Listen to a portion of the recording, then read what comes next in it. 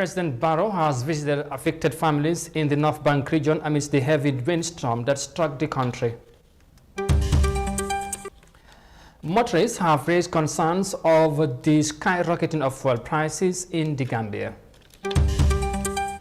And teenage pregnancy increases in Nigeria thanks to the impact of the COVID-19 pandemic. Well, this and more coming ahead on The World Today.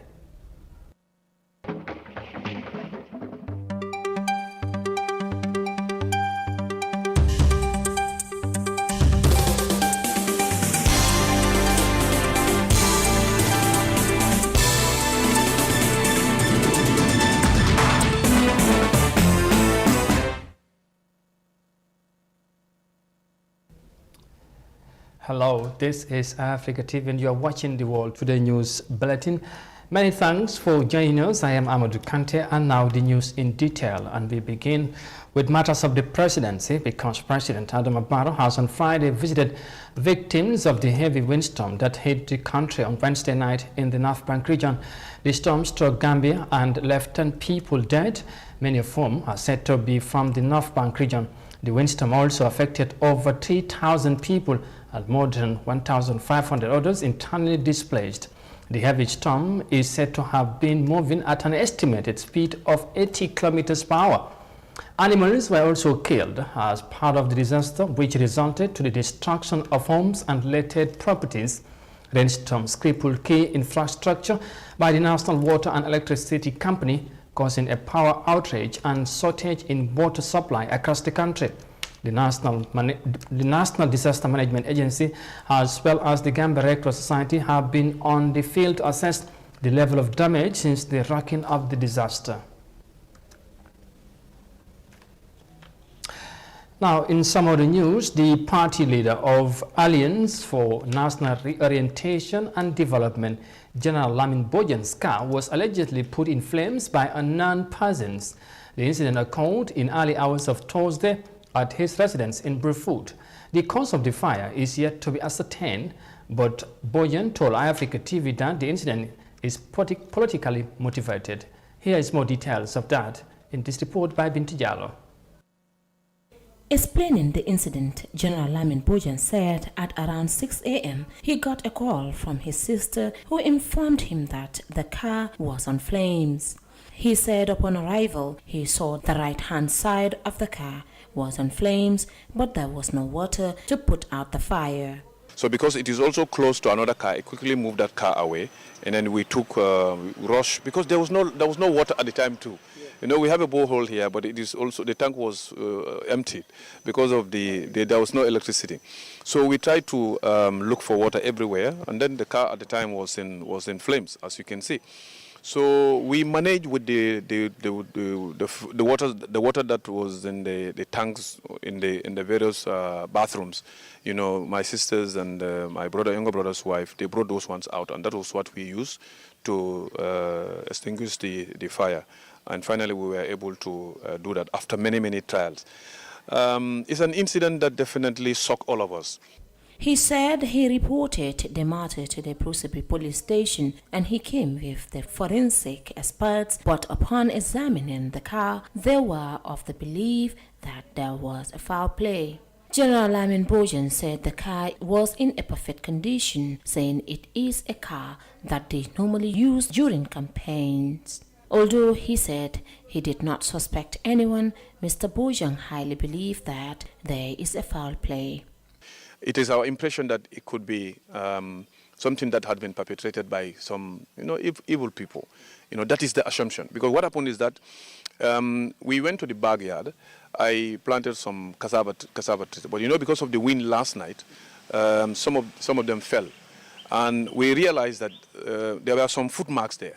So when my sister saw, she showed me that one too. So we went and I say, but this one is strange. I asked everybody, did you people try to clear this place? No, nobody was there. In fact, the footprints are just printed in such a way, or manner that nobody from the house could claim that they were at that particular part of the compound, yesterday and today. So, and all these things happen because if it happened before, if the footprints were there before the rain, we wouldn't have seen them. Exactly, but it all happened. It were fresh footprints. And this gave the impression that, okay, maybe some people were here.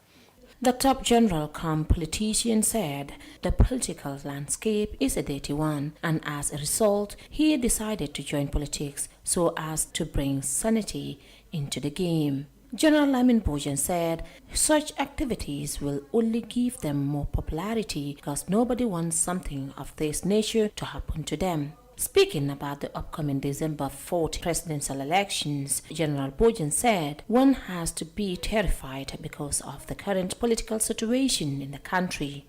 The campaign period is going to be a little bit tough because insult. Gambian people are offended when you insult them simply because they are religious people, because they are cultured people.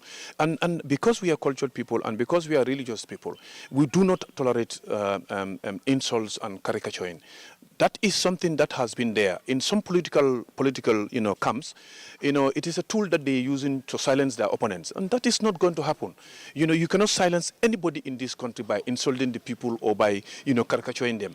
It is only Allah subhanahu wa ta'ala that is going to select the leader, and Allah has done that already. We are only sabab, the human being going to the vote to vote. Lamin Bojan said NARD is ready to preach against insults and caricaturing people that will make Gambians scared to go and vote. The December 4th presidential elections is crucial as it will be the first time that Gambians will elect a president without Jammeh as a candidate in about quarter of a century. For iAfrica News, Binta Yalo. General Lamin Bojan's car was allegedly burnt down by unknown persons, but for him it is politically motivated. Now, from that report there by Binta Yalo, elsewhere in recent months, the spike in fuel price has been constantly skyrocketing, causing great concern among citizens. In the voice of the drivers, the situation would not only affect them, but also ordinary Gambians who depend on commercial transportation for their day-to-day activities. As featured in this report, some commercial drivers at Serekunda told iAfrica TV that how the situation affected them in their line of work. Khadija Seka has more in this report. Among many social issues affecting the lives of the ordinary Gambian, increment of fuel pump prices is among the matters that frequently affects Gambians, especially the commercial drivers and passengers. With constant increment of fuel pump prices since the beginning of the year, drivers are devastated with the situation as they still question the reason why fuel prices continue to persist, causing problems to them. Abdullah Sanyang explained how the spike in fuel price affected him.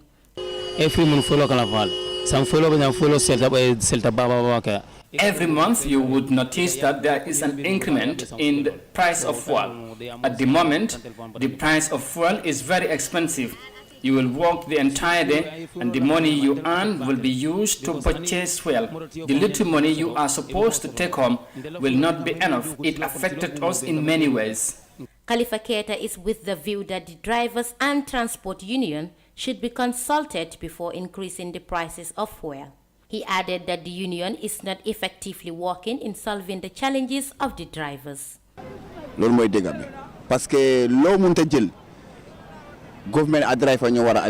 hard truth is that the drivers are not respected and belittled. I said this because I believe that if the government is taking this step, the union and drivers should be consulted as it affects them directly.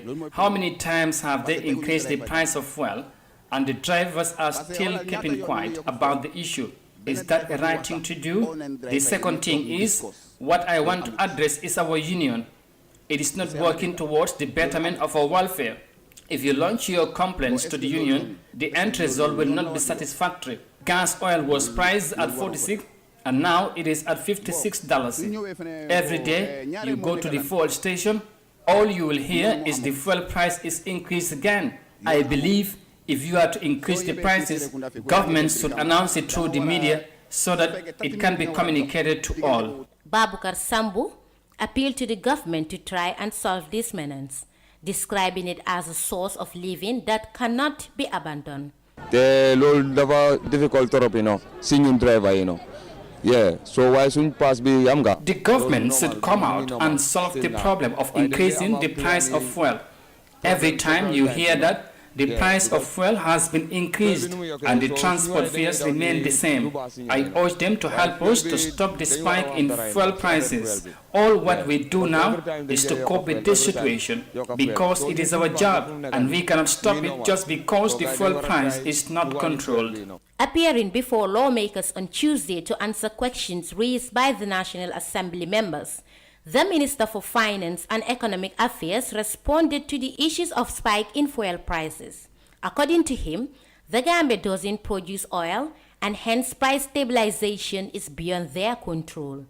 However, he said from January to date, they have subsidized to the tune of over $25 million. He added that if they pass through the real prices of the market, it would be a disaster, noting that availability is better than scarcity. Khadija Seka, iAfrica News. The increase of fuel prices raises concerns among Gambians, including the drivers. Now, the advent of the coronavirus slows down economies around the world, but in spite of the devastating impact, businesses is still becoming or booming in East Africa. It took a traffic jam of 1,000 trucks at the Malabo border between Kenya and Uganda to fully visualize both the health and trade issues at stake. Here's more details of that in this report. Namanga, Kenya's border with Tanzania. Business is on as usual. The tough COVID-19 times have changed how operations are conducted at the border. Trucks from Tanzania in a rush to deliver different foodstuffs at the biggest wholesale market in East Africa. A long journey for most drivers as the border clearance awaits. Clearance is very seamless. It's good that these countries come together. We hope that soon we will just be using IDs and pass to the other countries. Another good thing is that business is currently going on and everyone benefits. The traders benefit, the drivers benefit, and truck owners also get something.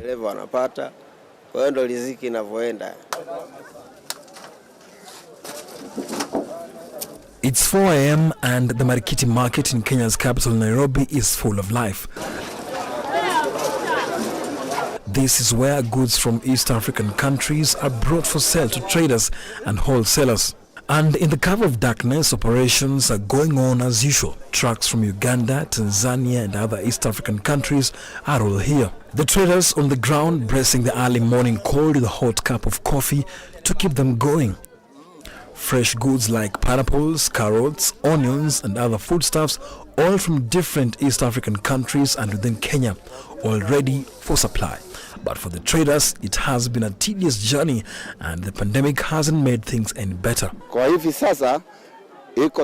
the moment, as much as things are different compared to old days, the coronavirus pandemic slowed things down. At times, goods reach the border and there is traffic jam. If there is jam, the goods will arrive late. By the time the sun rises, the market is going through final stages of the day's activity. Most of the goods are already en route to specific retail and consumer destinations. The ease of doing business and the pillars of the East African community conspicuously manifesting in this market, unity in diversity. I am from Uganda and I work here in Nairobi. The East African community idea has helped us a lot because we are now one. Some time back we used to have a difficult time, but these days the border is open and there's ease of doing business. We get our oranges from Tanga in Tanzania. These days things are easier to move around the border and these perishable goods don't go stale. Compared to previous years, it was very difficult. At the moment, clearance is very fast. The vehicles come in early in the market, which keeps the supply chain consistent. The objectives of the EAC Customs Union include furthering the liberalization of intra-regional trade in goods, promoting production efficiency in the community, enhancing domestic, cross-border and foreign investment, and promoting economic development and industrial diversification. The reduction of red tapes and embargoes in doing business among the countries is actually a welcome move by so many traders and drivers. Right now, the only issue they're facing is the issue of vaccination and, of course, COVID-19 test results turnaround, which is affecting the perishable movable goods to the market. From the report there in Nairobi, Kenya, we come back home because the Gambia Police Force has called on a press conference on Thursday to give updates on the joint security zero crime operation across the country. Between months of June and July, according to the police, 110 suspects were rounded up by the patrol teams for crimes of various degrees in different locations. Binta Jallo has more in this report. The police public relations officer, Superintendent Lamin Jai, said during the Thursday press conference that 5 out of 110 arrested by the joint patrol teams were released for lack of connection to any crime. As a matter of procedure, among law enforcement units, 60 individuals were handed to the Gambia Immigration Department for assessment on documents-related offenses. The public relations officer of the Gambia Immigration Department, Chief Superintendent Mamanding S. Diba, gave a breakdown of those handed over to his department by the Gambia Police Force. Meaning 60 people have been handed to us who are suspected to be having some friction with immigration laws. These 60 people, majority of them were undocumented aliens who have all regularized their status in the country.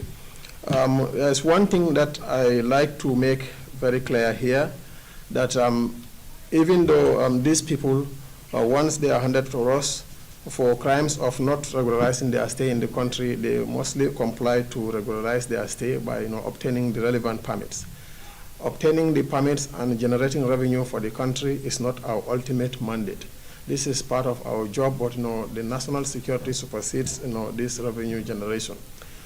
Accordingly, the Drug Law Enforcement Agency received 17 suspected players in drug-related matters, while 28 suspects were charged for various crimes of going armed in public, assault, and breaking traffic laws. Given the pace of law enforcement on the footprints of the zero crime, the Gambia Police has announced the plan to launch another operation known as Clear the Streets come the 26th of July 2021. The idea for this move, according to the police spokesperson, is to sanitize of unwarranted obstacles to the pathways.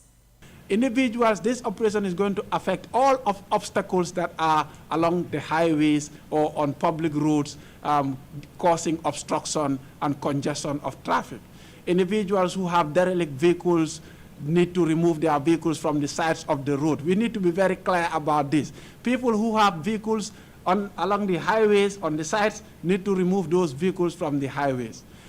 Individuals who have mechanic garages or shops that sell tires and they are parked along the highways, we are telling them also to remove those materials from causing obstruction along the sides of the road, because it is important for the roadsides to be clear so that the traffic can flow and pedestrians and cyclists also can use the sides of the road in order to allow the free flow of traffic.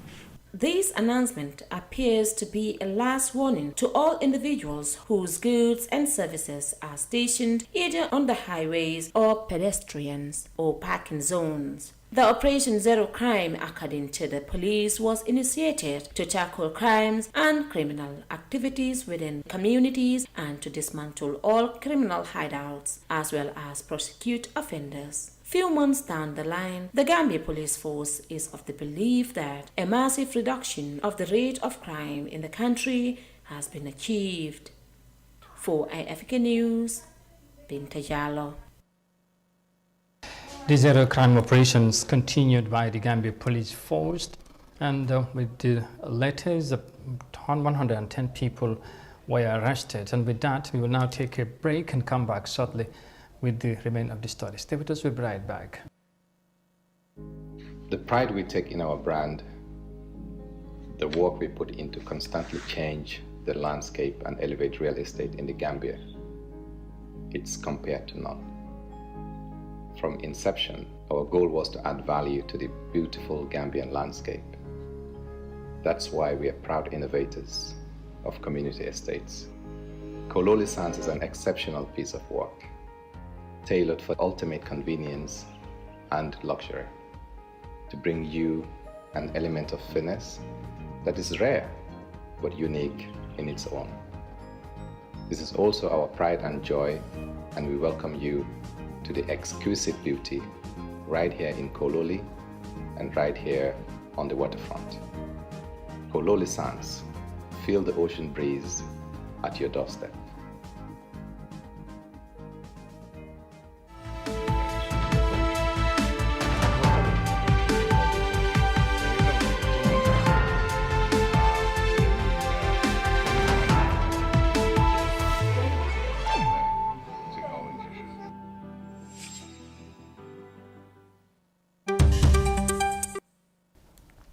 Welcome back, and this is Africa TV, and you are watching the World Today News Bulletin. And now to the rest of the stories. Now, the heavy downpour of rain and windstorm on Wednesday has caused several damages to several communities across the country. According to Alhaji Mahmoud Toure, this is one of the most serious windstorm he has ever seen, which has caused lots of damages to the people across the country. The Cisse tells us more of that in this report. Gambians welcomed this year's rainy season with deep sorrow, as windstorm that struck the nation on Wednesday night completely destroyed many households. The overwhelming disaster has left many people with a devastating sadness, for most of their materials were severely destroyed by the heavy downpour and windstorm. Speaking to iAfrica TV, Alhaji Mahmoud Toure, whose antenna failed as a result of the windstorm, said he has never witnessed such a serious and powerful storm. I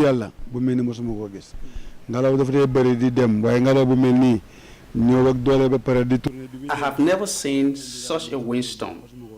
This wind was so serious, and this has affected almost everyone across the country, because I have contacted those in the provinces, and they also said it has caused serious damage. Mazuru Senior Secondary School was not an exception to the damage caused by the heavy downpour and windstorm, as the school's library, market and fence all collapsed, according to the school principal Ibrahim Abayo.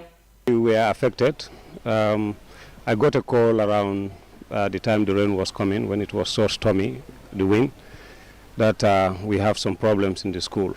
And when I came, the library was gone, part of it, as you can see from the background. And we have lost also our books, where the books were stored.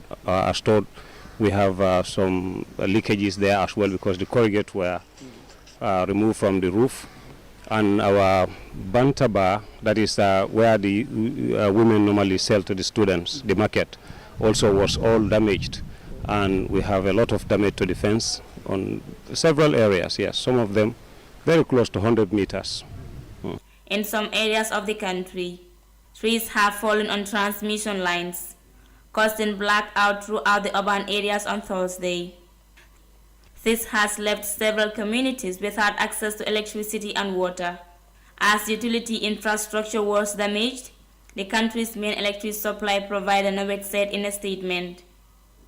It could be recalled that sometimes last year, the people of the Gambia had experienced similar windstorm, which has caused loss of lives and destruction of properties, particularly in the rural areas. Reporting for iAfrica News, I am Cisse. Well, that is the very many damages that have been caused by the Wednesday night windstorm in the Gambia. Elsewhere, the government of Ghana stand out for opening the gate for African descents whose ancestors were brutally shipped to the West. The 10-year campaign, dubbed the Year of Return, aimed at encouraging tourism, has created tradition of homecoming for both international visitors and those returning Africans. The Year of Return was declared by the Ghanaian president in 2019 in acknowledgement of the 400-year anniversary of the first enslaved Africans arriving at Jamestown. Let's have more details of that in this report.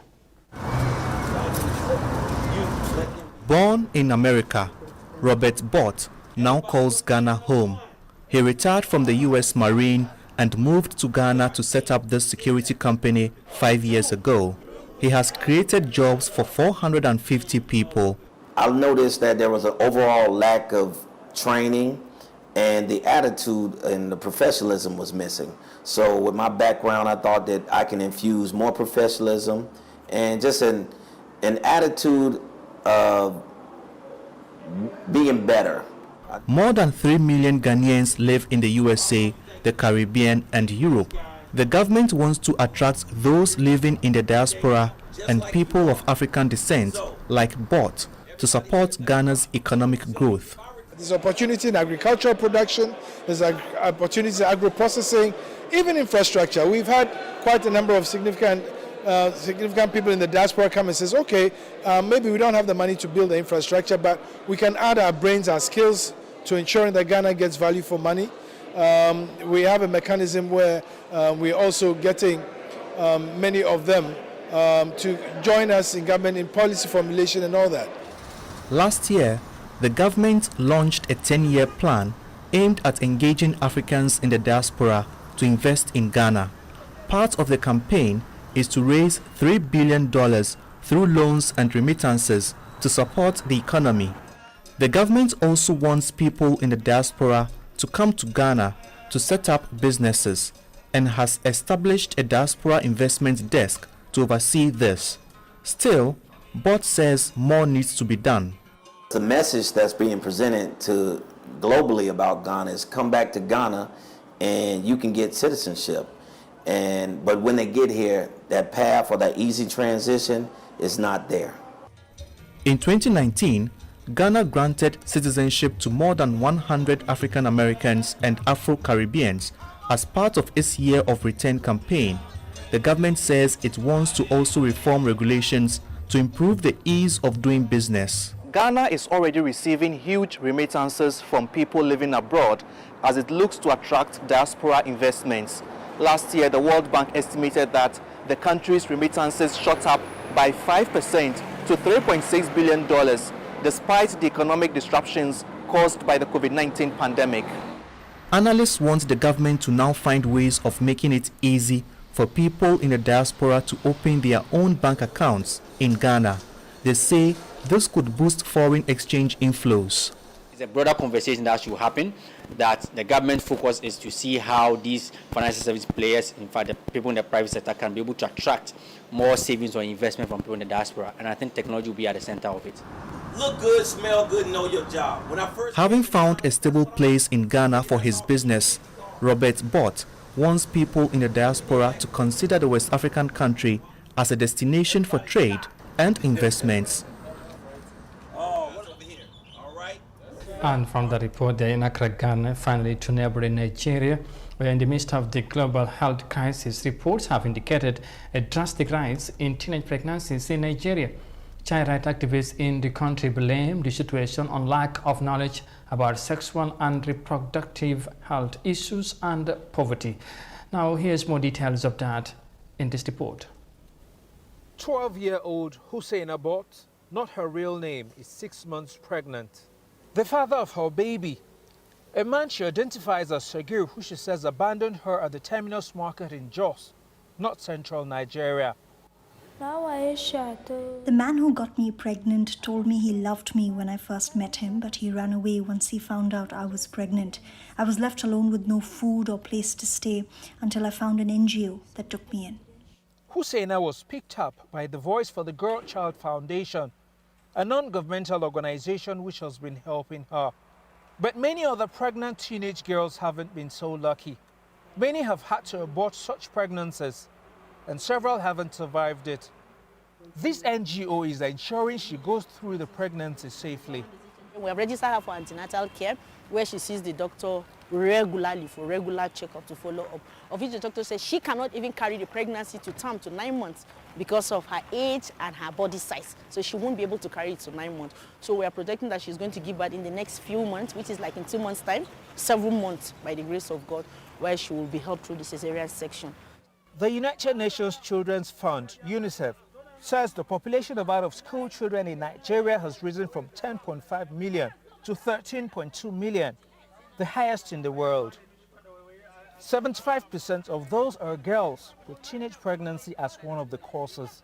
Child rights activists attribute the growing rate of teenage pregnancies in the country to poverty amid other factors. You see a situation that a mother has in her care 6 to 8 children, and maybe her health issue is at stake. Some of the causes of these teenage pregnancies are lack of parental guidance, abject poverty, and peer pressure. Like in the community we find ourselves, some of these issues link up to actually poverty. The United Nations Population Fund advocates comprehensive sex education and sexual and reproductive health care to help girls avoid pregnancy. This NGO wants to see more parental focus and awareness of the dangers of teenage pregnancies. It is also seeking more advocacy from civil society organizations on the importance of the education of girls in the country. The Nigerian government says it is not relenting efforts to curb teenage pregnancies in the country. It has launched a gender adolescent school health and elderly care division in its health ministry, tasked to conduct nationwide campaigns, particularly in secondary schools, to enlighten youth on the dangers of engaging in unsafe sex in an attempt to prevent other girls having to go through a similar experience to Husseina. Well, teenage pregnancy is said to be on the rise in Nigeria, and from that report there, we'll finally bring this news edition to an end. But for more details on this and other stories, as always, as ever, you can visit on our website on africa.tv. But for now, though, many thanks for the privilege of your company. Thanks for watching. Stay safe, and bye for now.